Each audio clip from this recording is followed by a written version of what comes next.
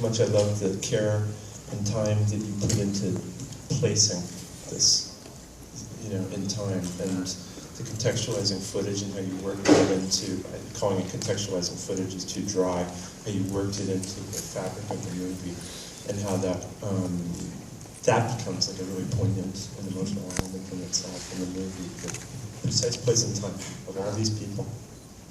I guess for this film, and my last one a little bit, I'm really interested in how our emotional lives are sort of historical and influenced by the prevailing winds of whatever time we're in.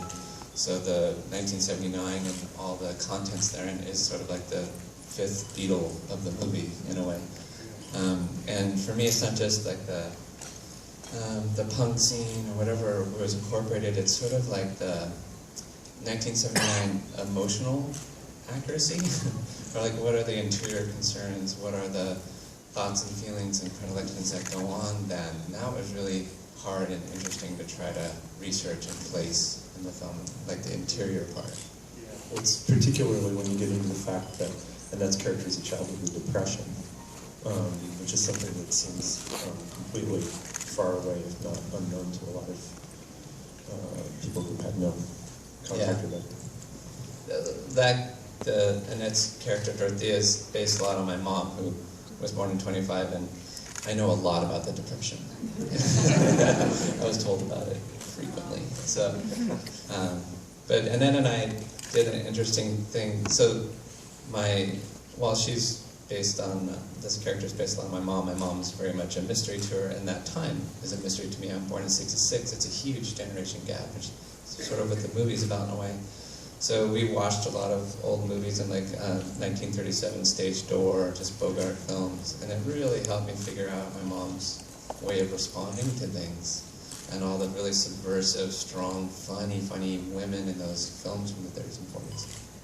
So for the four members of the cast present, key members of the cast, we have two people who lived through 1979 and two who didn't, so it's a very different kind of connection to the role, maybe. Maybe if you guys could, yeah. Just a guess. Did it help orient you guys to be looking at older movies, for instance, and in terms of your relationships with the different characters? Or what did you do? Like, you screened movies and you...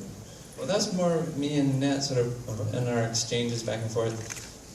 We showed the kids. Kids, right. We got this great bunch of documentaries on the 70s that we handed to you all, but we didn't, it was more like conversations we had.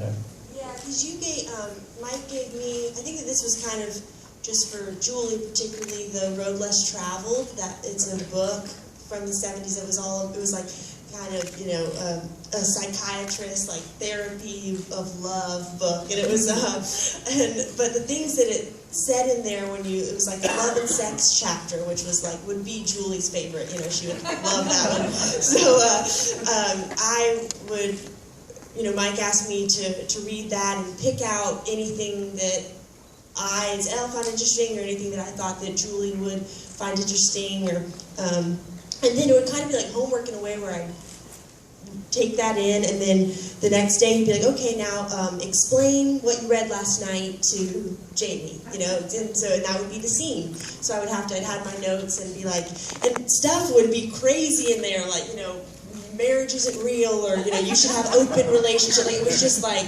real kind of woo, but stuff that Julie would abide, be like, those are her, rules of life. So that was something. So when Julie, Elle, whoever she is, talks about love and marriage in the movie, when we came to those scenes, I'd be like, okay, Elle, now just do your roadless travel thing. Yeah. And she'd be like, oh shit, and she'd come back to just sort of come up with her, Julie's interpretation of what she read. I love that we had that little process going like that. Lucas, did you have reading assignments too? Yes, he actually sent me a whole box full of USB drives and books, and sent me some documentaries to watch, specifically the 70s, the CNN documentary. And he also sent me this book called The Cultural Dictionary of Punk, which I found super helpful, because as a teenager myself, I really do understand the struggles that come along with being a teenager, but like you were saying, it's different emotionally too in the time. So one thing I didn't identify with yet was the more self-destructive, the more destructive side of punk, you know, that I didn't necessarily understand as much as I wanted to. So I think definitely watching that documentary, understanding why people did these things, and really every time they made a pop culture reference, just looking up at the cultural dictionary of punk, pausing, being like, okay, what does this mean? And I think that definitely that gave me a much better understanding of like the emotional state in that time period.